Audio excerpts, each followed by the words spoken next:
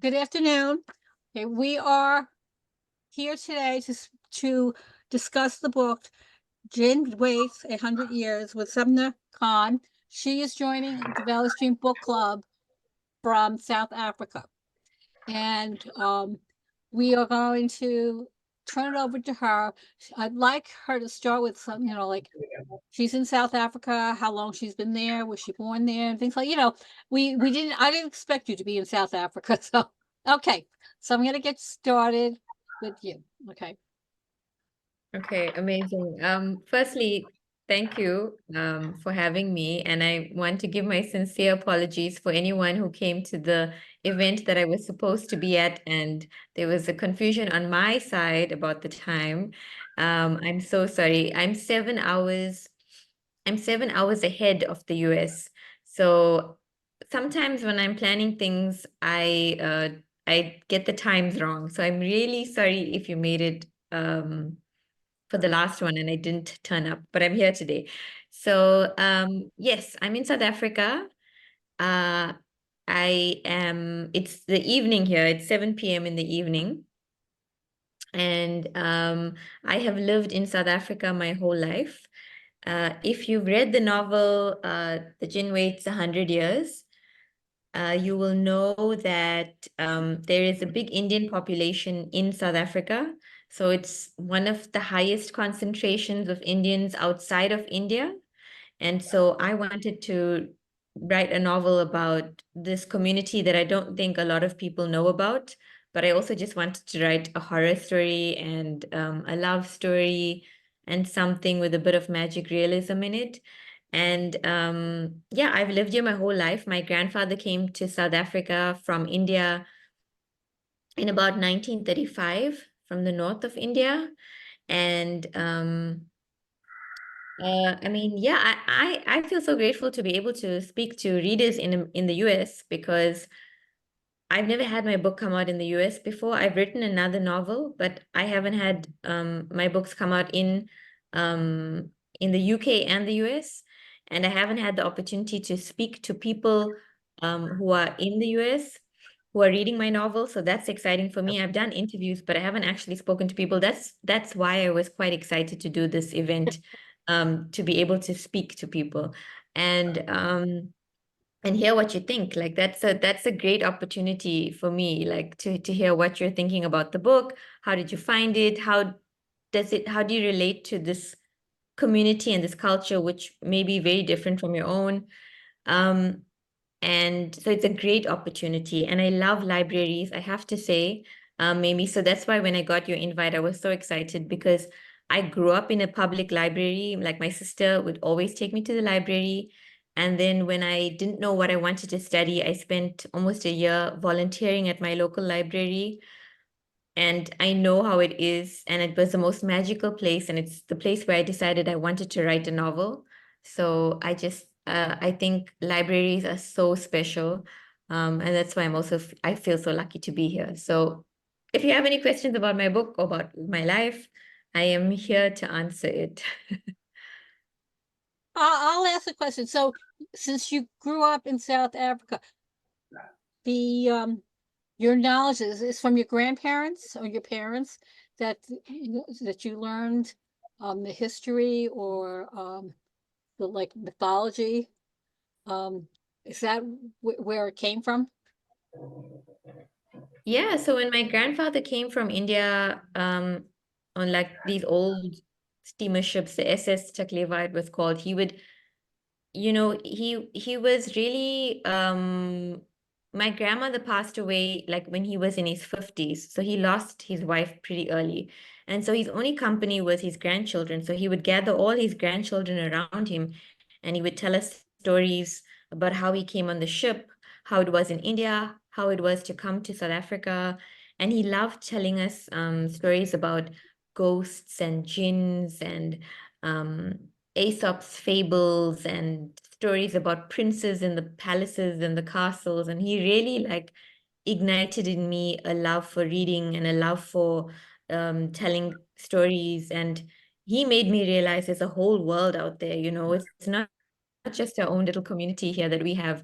There's so much happening in the world outside. And so it was really my grandfather who would tell us mythological stories and stories about from the Quran, and yeah, he really inspired the book is dedicated to him. So when I say in the front page, this is for Abidjan, in memory of Abidjan, our first storyteller, it's to my grandfather, basically.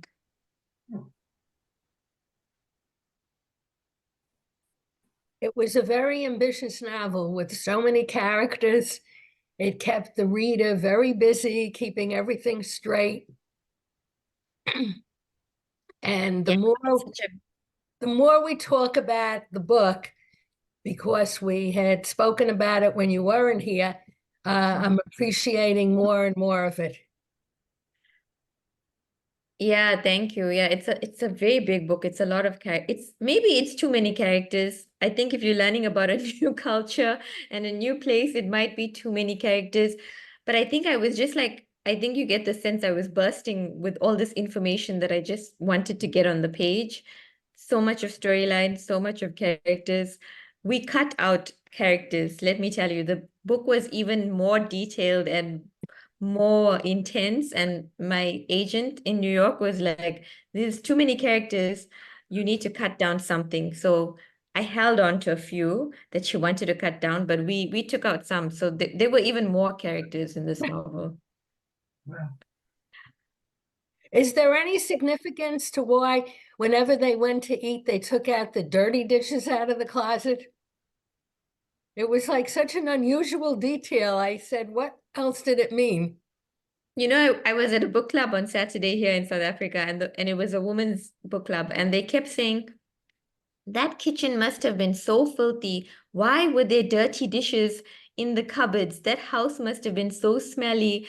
And they were just obsessed with the dishes in the cupboards. And I think I think it was just, for me, it was a nice detail to show you that there was real filth in the house also. It's not just this dusty, dreamy house, that it was tangible. There was like dirty dishes in the cupboards. That's how bad it was.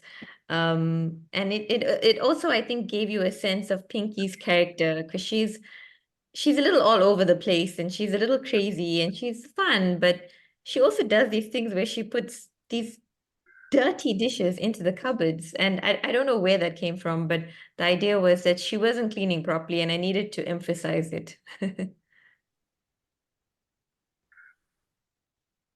You mentioned then, okay, so your agent made you cut characters.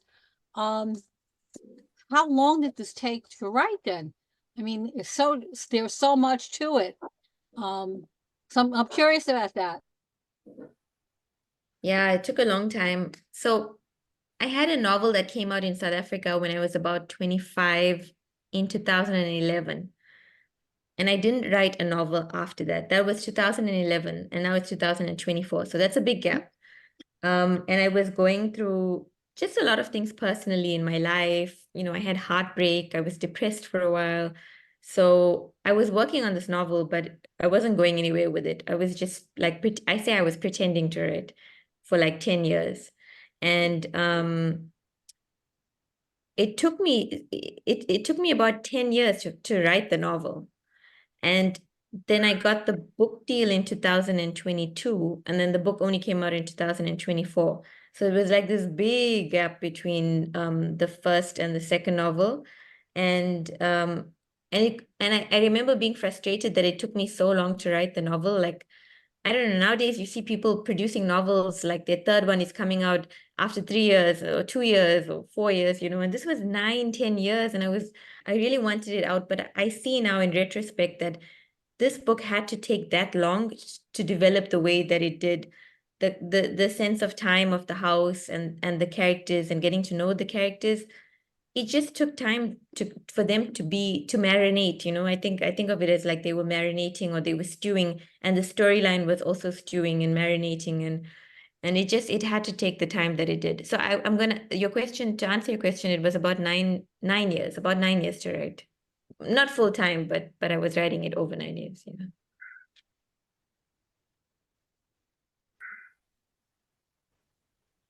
So that was then Did your characters over that time, did you find that you were sending the characters, certain characters in a totally different direction? Like, was there huge shifts as time went on? The characters changed a lot because I was changing a lot. And when you're, I feel like a completely different person from 10 years ago. And when you're changing a lot, I think as you in your own life start seeing things differently, your characters automatically also start seeing things differently. And so the characters became stronger. Also, a lot of the early part of the novel was when I mentioned that I was quite depressed, and the characters were stuck. And when I started getting my confidence back and started feeling better about myself and started like working on the things that I needed to work on in my life, the characters started moving and opening up, and they started getting stronger. Because one of the criticisms of my novel right in the beginning was that Sana didn't feel strong enough. She didn't feel like a real character. People couldn't relate to her. And then as time and I started getting to know Sana better, and I started getting to know Sana better through her sister, this creepy character who just came up, then I knew her better and I could write her better. And she kind of like pulled the story together. So the characters did change, and they changed with me. And when they changed, they took the plot lines with them also, because then when they could find their way, they knew where to go in the house and which doors to open, and they knew how to take the story forward. And it really from you as an author that comes out. So that's how it worked for me.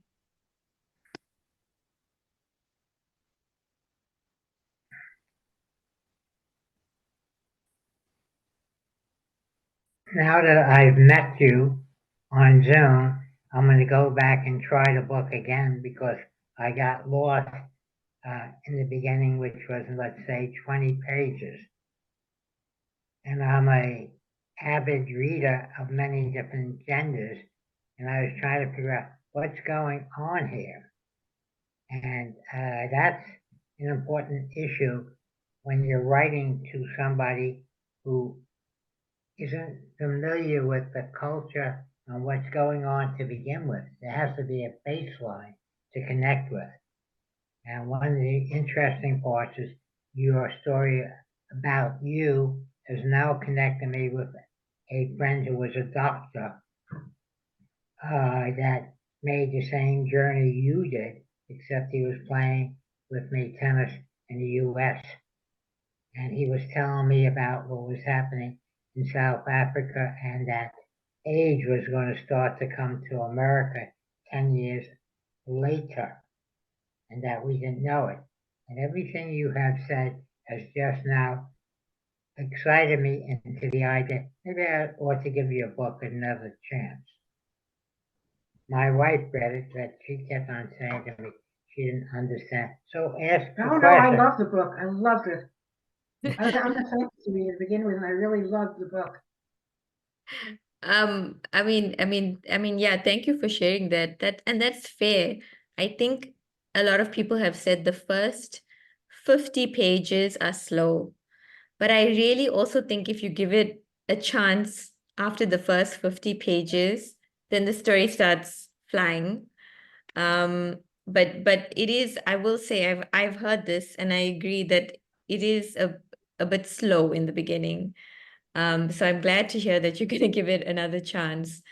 And I mean, yeah, I get that it's a new culture and a whole new world to get into. So that's fair. I mean, I love feedback. My wife lives in fantasy land while I live in the real world, and that makes it a difficult marriage. No, it doesn't. Not at all. No, it's like my parents. My parents are the same. My father's very creative and dreamy, and my mother is very practical. And there's this poem my father always sings about. It's like an old Indian song, and basically it means, "Will you come fly over the moon with me?" And the response that she should be giving is, "Of course, I'll come fly over the moon with you." But my mother will never respond because she will always say, "It's impossible to go over the moon. I'm not going to answer you because we can't go over the moon. And I always feel like that surmises their relationship, is that he's the creative one saying like, let's go fly over the moon. And she's the one who's being like practical and holding him down and saying, we can't fly over the moon, honey. Like that's impossible. And so I understand what you're saying completely, because I see my parents like that also. Okay. See, you learn something every day, even if you're too old.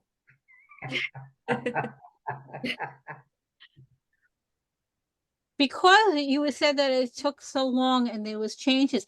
So like we've heard some authors who seem to have like the beginning and the end, and they just connect in between. So you basically don't, did you have like an end that you knew that you were going to like strive to, or that the end was more of a discovery? Yeah, I think, to be honest, I feel like I could have saved myself a lot of time and pain if I just planned the novel better. I was really just like sitting in the house waiting for the characters to take me on the journey through the house by my hand. And so, I mean, I knew that there was going to be some dramatic big ending, like, and if there's an old house and this house has now been around for a long time, and everything has to end, like in life, there's always a beginning and an end. And I knew that the house's time would have to end. And it was just a matter of like, how would I end the house? And almost always a house burns. So we've all read the book, right? I'm not giving spoilers. So the house had to burn. And so I knew that. I knew there would be a tragedy, and I knew there would be two timelines, but I didn't know what the details would entail in each thing. I just knew we're going to have a big dramatic ending. The Djinn is probably going to end. The tragedy is going to be revealed. Sana is going to find some sort of peace in her own way. And so I didn't know how I was going to get there, but I knew that we're going to have like sort of conclusions, you know? Yeah.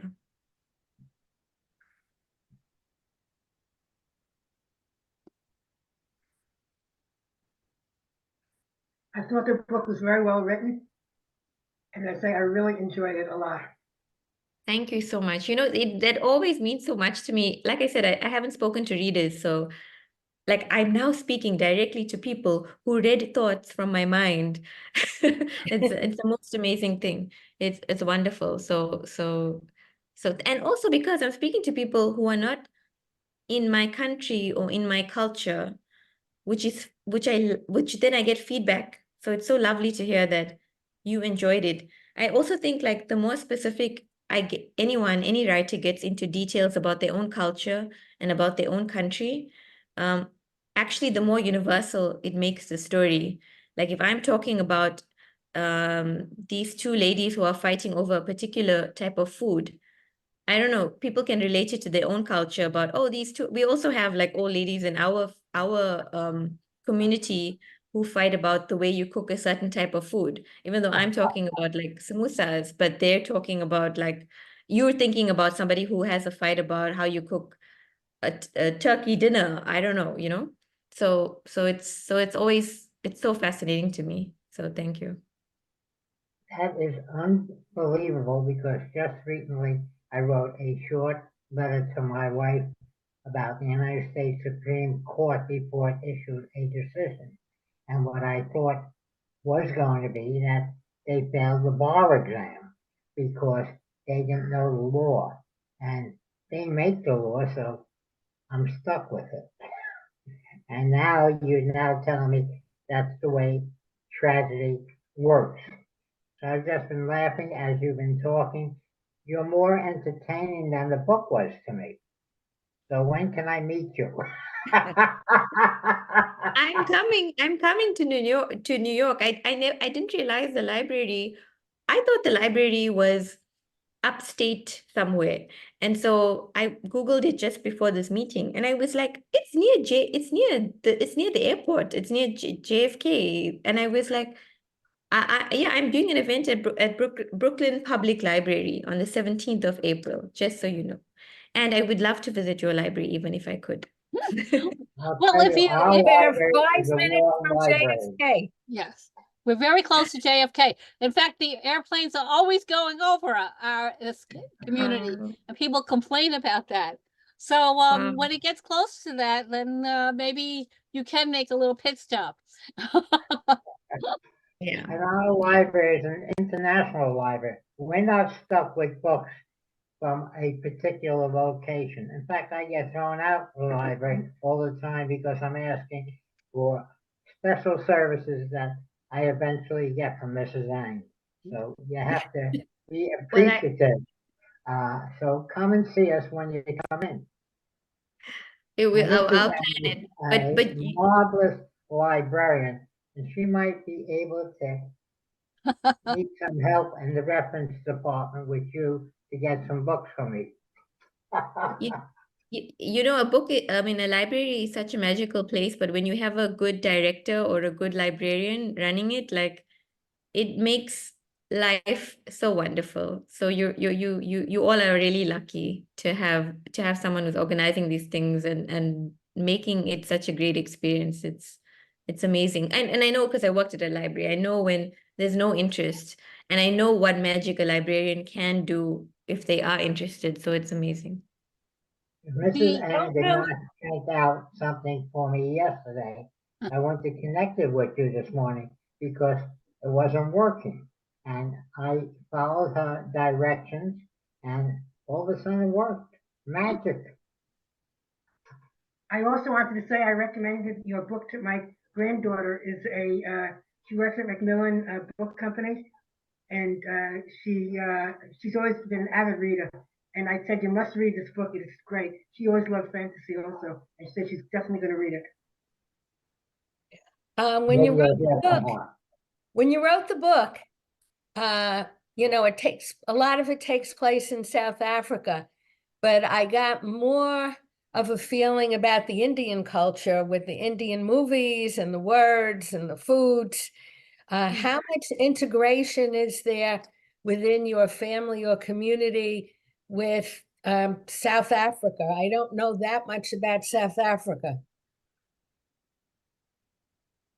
Yeah, that's such a great question, Barbara.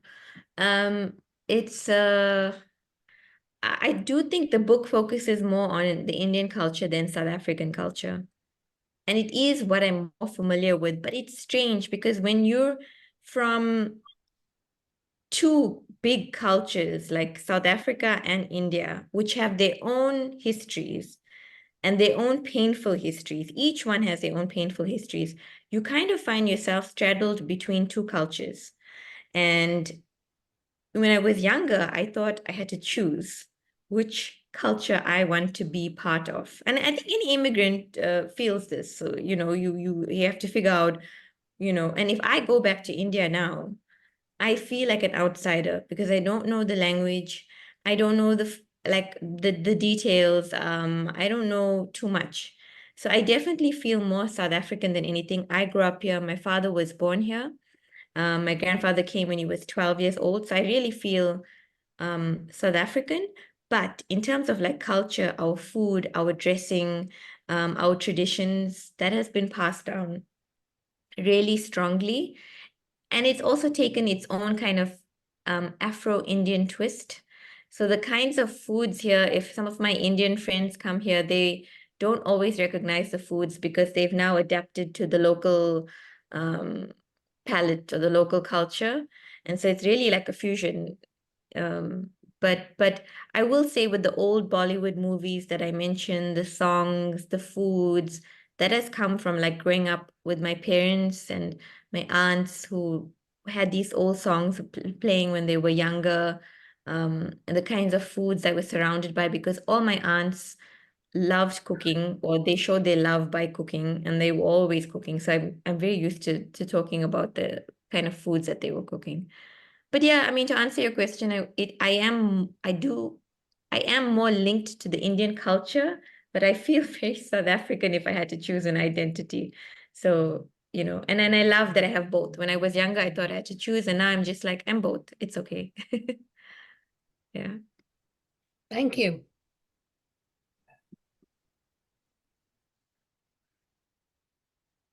So when you say that you identify as South African, but basically it's a fusion, is the community though, like very large? You say it is the largest. Do you have your own, like you know, in New York, there's you probably heard of Chinatown and, you Mm. know, things like that. Is there an area that you all live and then have stores that are just dedicated to your culture? I mean, that's a very interesting question. And I'll answer it like this. When apartheid happened in South Africa, they segregated people according to their races. So I live in a previously Indian area, and there is a previously white area and a previously black area, and they shaped the areas according to. So in my area, the roads are really narrow because they gave us areas where the land was not good. We had springs underground, so there's a lot of leaks in the area. The cars can move so close on the roads to each another that they can touch almost the two, yeah. And we don't have that much trees. Now that has changed since apartheid 1994. So people have moved into other areas, but a lot of people just can't afford to move out of the areas. So in my area, because it was a previously Indian area, there's a mosque up the road, there's a temple up the road. Like there's just all Indian people living around me because of the way the government structured the land. And so I wouldn't say there's like one Indian area that you can go to. It's just how it was previously shaped from apartheid days, the way the society was shaped. And so there's like a few Indian areas all over Durban, in the city of Johannesburg, in the city of Cape Town. And it's changing slowly, but I mean that's how the cities are structured according to how it was previously when apartheid was actually running in the country. Yeah. Yeah. So my area is like an Indian area, I would say. And not by choice. It just it just is now a remnant of the past. And it's functioning this way. Yeah. Yeah. That's What a it, universal problem yeah. in the world. We have it here in America, on the island, we have it all over. But if you didn't have that pocket, you know, like your third generation, maybe you would have lost more of the tradition and the background. Yes. Yeah, for sure. And also interestingly enough, during apartheid, because of what was happening with the government, it made the races stronger. So temples and mosques were next to each another. They built them next to each another because they were making a statement that this is us and we're here and we'll stand together. So even though it was different religions, a lot of the people of color and a lot of the um, non-whites would stick together. So I really think, like you're saying, Mamie, about my culture, I think my culture was emphasized a lot to me when I was younger, like my traditions and the clothing that I wore and the food that I ate, particularly because it was seen as a way to show our existence to the government, to show that this is our culture and we're sticking with it. We're not going to let you break us, you know? So I think that's an interesting point you're making me realize that maybe that's also part of why my culture was such a big part of me growing up. You know, it was a statement also. Yeah. You know, I mentioned that because I'm first generation. But I grew up in this town and it's very white. So I do not speak Chinese. I have very little background because there was no one to really reinforce it.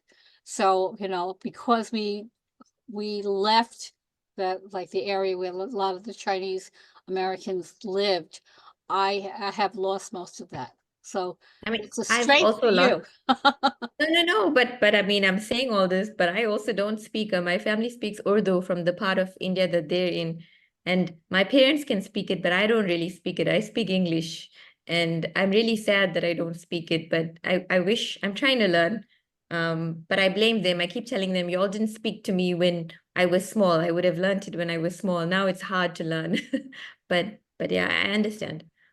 And I thought because the British had colonized India and brought English to India, that you would have known English, and that's why you went to South Africa, because it was another colony of England, you know. Yeah, I mean, yeah, that's an excellent point. I think that's why it was easier for Indians to go to South Africa because they were like, well, we have the British there and we have the British in South Africa. So, it somehow made it an easier move. And I mean, the British were encouraging Indians to come to South Africa because they couldn't get the local people to work on the sugarcane fields. And so they were bringing in shiploads of Indians from India to South Africa to work in the sugarcane fields because they just couldn't get the local people to do it. And they were like, where do we have a workforce that we can bring in? Okay, we'll go to India and we'll just transfer them from there to here. And we've got our workforce for us. So yeah, but the British played a big part in making that happen. Now, the main character in the book That built a also, house. The main character who in the book who built the house, he came as a very rich person and he Yeah. built factories and a beautiful house. Is that how, like what percentage of the Indians are in the top echelons now and Mm, versus, mm, the people who worked in the sugarcane fields? Has there yeah. been a big change over the That- years? That's, that's such an interesting question. I mean, firstly, my character Akbar, who came from India to South Africa as a rich man, is a very unusual case. It is very unlikely that something like that would have happened, but I always say in fiction, where there's money involved, anything can happen. So Akbar comes in and builds this huge house, but that would not have been a usual thing that would have happened. Certainly, there were some richer Indians who were coming in. So in the late 1800s, they came in as indentured laborers. And then there was a next wave of Indians who came in the early 1900s who they call them passenger Indians. So they didn't come in to work in the sugarcane fields. They came in as business people to open up shops because now Indian community was starting up there. So they saw an opportunity. And so they came to open up shops and they came as business people to see where they could make some money and start a new life in a new continent. And now, if you're asking me how that has changed from then to now, um, certainly, look, Asian people are only about 2% of the population in South Africa, which is really small, but they're a very powerful percentage of the country because they hold a lot of the wealth, the money. I mean, certainly, I would say white people are higher up, but for such a small population, the Asians have quite a bit of power. They're in positions of government. They're in positions of they're also like a professional. lot of doctors and so they hold quite a powerful position, and they have really moved up from, I would say, indentured laborers. A lot of business people have come in as well. So it's changed drastically from the early 1900s. Yeah. Okay. That's a brilliant statement because that's exactly what I have seen happen. And then the educated even left South Africa to come to the U.S. As I have some contacts that went all the way from being doctors in South Africa, and then they end up to be the brain surgeons and whatnot here. And it's a education flow. And evidently, the Indians are very well educated and don't have the opportunity when they're working in India and find it that their needs are elsewhere, and then they go that way. Maybe Mm. if you write the book even more exciting, but I'm going to get it and see how you do it. Okay. As long as you give it another go. That's what I'm I'm very going to do. surprised. Irving sounds like he wants an action novel.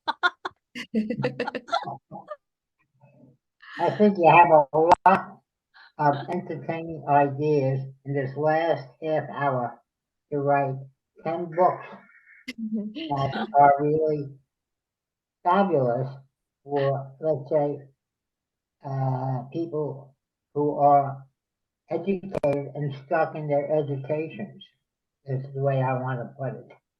Because we have people that don't know how to use their education properly. And that's a real problem for the professionals in this country. That's why they're going to have fist fights in the United States Supreme Court shortly.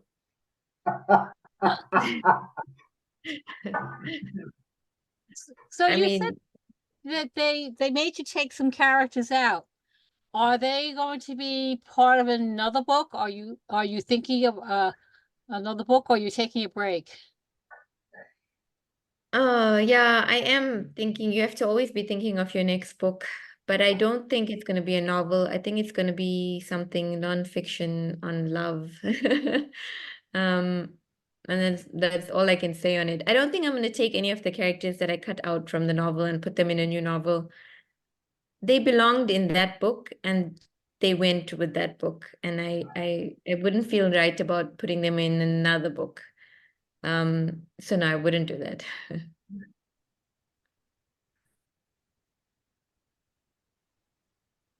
Your book is published. Now this was published by Viking. You said you had it published. Your other book was published not in the United States.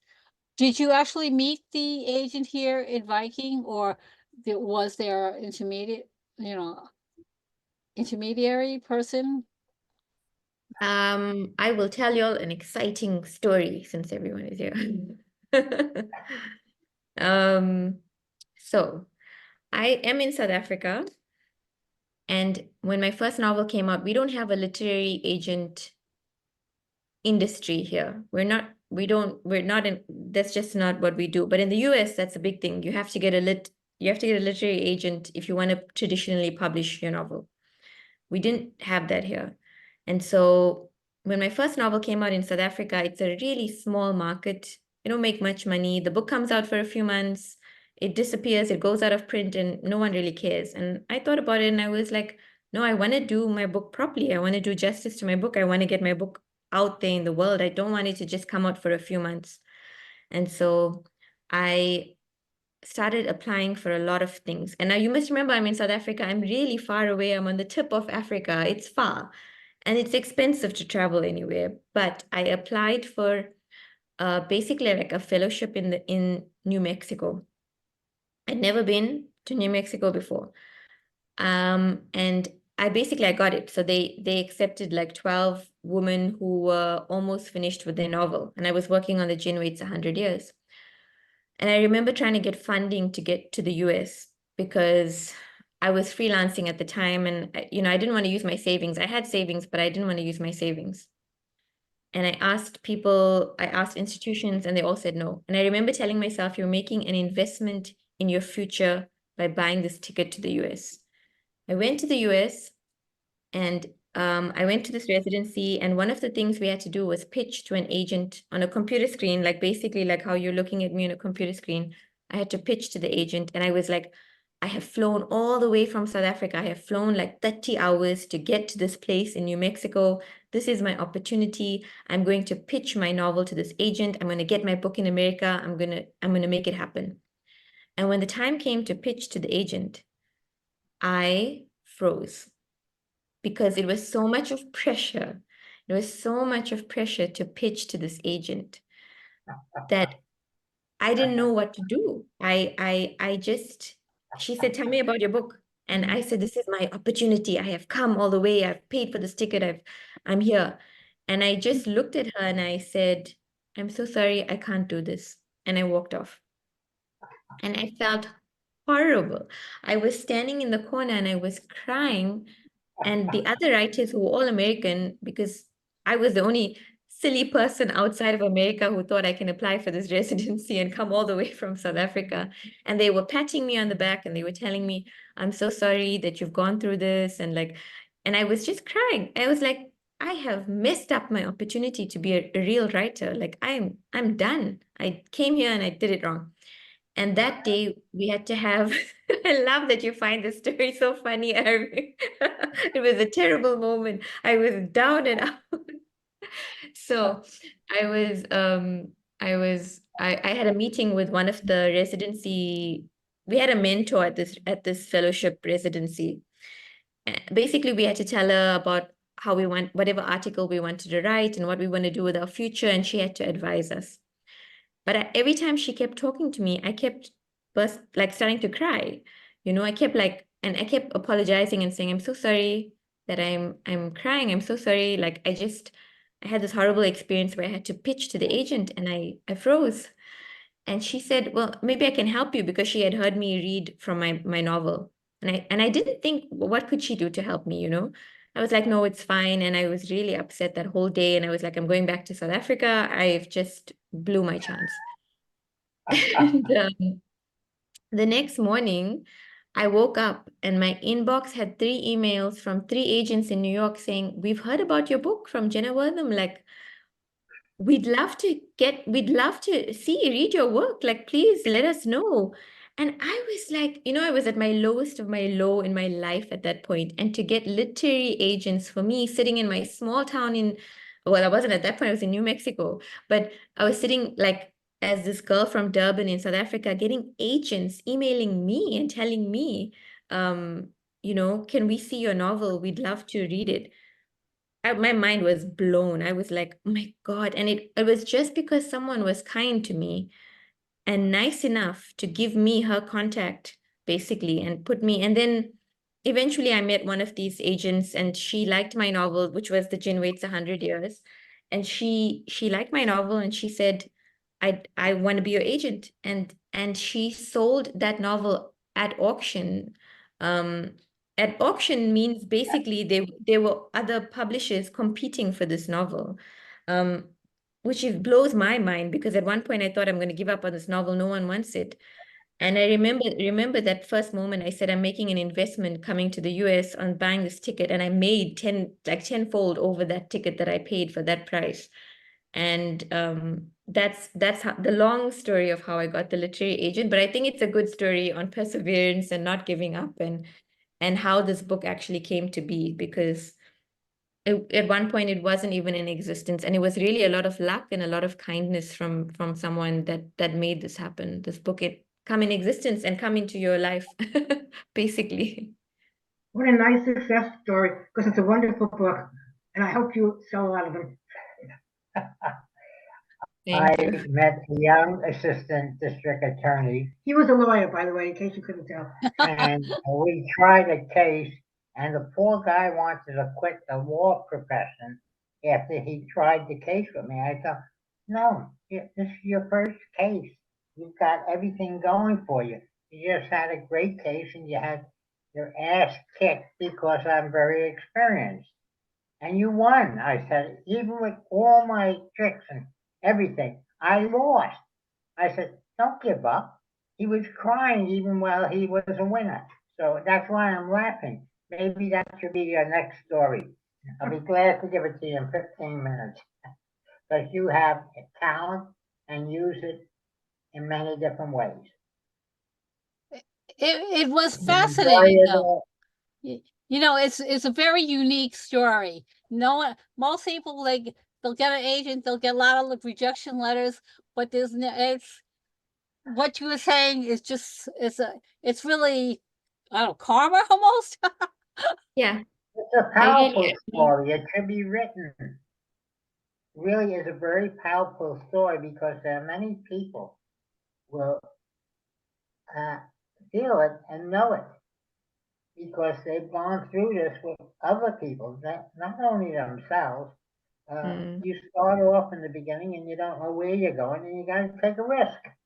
And you gotta take that road that Robert Frost says, you get to a fork, you go right or you go left, and don't worry about it. The rest of your life, you'll think about what had happened if you took the other fork, even if you're a success.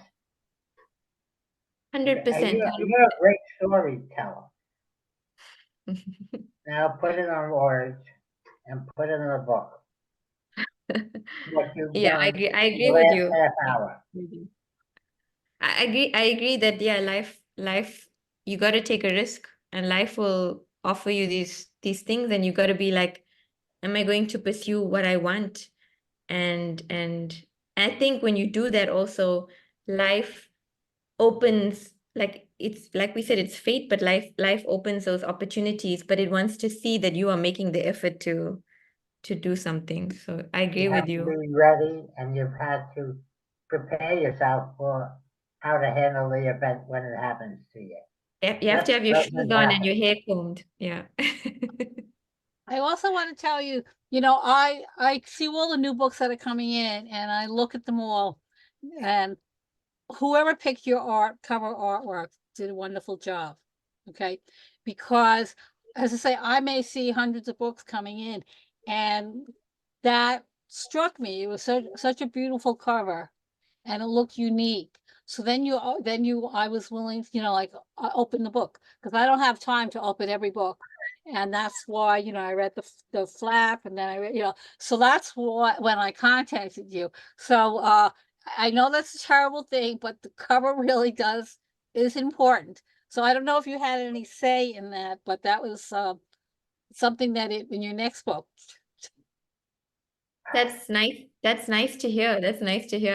I'm really glad, and I'm so happy. And I think yeah, they know that they chose the cover. I had nothing to do with it. And I'm so glad I had nothing to do with it, because I would have made too many comments and been like, no, you need to change this and you need to change that. And marketing kind of knew what they were doing. I do think it's quite a distinct cover. And I think that's also why they've chosen it again for the paperback, the same cover for the paperback, because yeah, and I'm glad. But do you know, so this is the US cover, right? That you know. But Yes. this is the UK cover, which is so different, from the US cover. They're completely different books. It feels like they're completely different books. But yeah, I love the US one. I think it's just distinctive. So I'm glad it worked. I think at this time, in being in the US with all the political drama that's going on, I got caught by the word the Djinni. That's the magical part of life. So that's what interested me when I first got the book from the library. Again, it's marketing. You know, I didn't have the Djinn Waits 100 Years as the title. I had it called Paper Flowers. And the last minute marketing was like, no, we need to change it. And I know there are actually a lot of US readers who get upset about the title, because I've seen comments where they say, the Djinn is such a small part of the novel. Why is the title called The Djinn Waits 100 Years when the Djinn doesn't even have anything to do? It just cries and cries. But we're looking for Djinnis nowadays. I think it worked. I think although people are complaining, I think the title did call people to the book. So I'm happy for that, even if it wasn't what they expected. No, I think Paper Flowers, I mean, like, unfortunately, they do know what they're talking about, these marketing. Paper Flowers wouldn't have made it unique. It, it wouldn't have given the idea of there's some mystical cultural thing. Paper Flowers is just not going to do it. Sorry. Yeah, I agree with you. I agree with you. Well, I am so glad that we were able to do this. Okay. It took a little planning and everything, but we managed to do it. And this is going to be a great recording to share with, Lorraine wanted to be here and some of the others. So thank you so much. So what time is it now in South Africa? Okay, you're muted, so we can't hear you. Sorry, it's almost 8 p.m. Oh, okay. We're just about having lunch now. Okay. No, but I'm so grateful for whoever made it. Thank you. I appreciate it after everything. Yes. No, we got more out of it than you can imagine, and we've enjoyed it. Thank you. Thank you. Thank you so much. I got a lot out of it. And you know, I know that we did spend some time talking about South Africa, but you know, we don't get that kind of exposure. The good thing about if there was anything good about COVID, is that when we introduced this Zoom thing format, it has broadened our life because you're coming to Brooklyn, and whether you could come here or not, but we probably wouldn't have been able to ever talk to you and many Yeah. of the authors that we've had the opportunity to talk to. So this has just been a real plus. I think that No, I mean, this was so special. Really, it was really so special. Again, where am I going to ever speak to people at a local library in the US with people who are reading the book? It's amazing to me. So thank you. So what was Can I the say date you're going to be in to the library in Brooklyn? What's the date? 17th of April at the Brooklyn Public Library at 7 p.m. Well, I'd like to meet you earlier. How about 4 o'clock? I'll take you out for dinner. I'll I'll be there earlier if that it makes it You're easier. very entertaining. Thank you. You as well. You as well. Well, me, I'm just a passe thing. I'm What like the, library, what library in Brooklyn? Because there are a lot of, in the main one? it must The be the Brooklyn main. Public Library, The main one? BPL. Yeah. do you know what branch you're gonna be at? That's what I meant. It's Army Avenue or Army Plaza? Army Plaza. Yeah, I think so. So that's the main Um, branch. Yeah, Army Plaza, the Yeah. Central Library. Yes, Yes. from 7 to 8:30 p.m. Well, Yes. we'll meet. Are you gonna spend more time doing more things in New York with your agent or sightseeing? I'm just trying to do events. I'm gonna do this one, and then I'm only there for like 2 weeks, and I have done some sightseeing when I've been in New York before. So now I really want to meet readers and just to talk. And I would love to do more library stuff also. Actually, the libraries in the US have been so great with my book. It's amazing. Like, I know it was a library pick, but even when I look at the list sometimes of people who are holding the book or like they're waiting for the book, like it shocks me that I have a book. I'm a South African writer living in South Africa, and there's like, I don't know, the New York Public Library, like there's like 70 people waiting for the ebook or something. It's Oh, I really am thrilled at how libraries have been in the US for the book, and I've received a lot of support from them. So with including this. Yeah,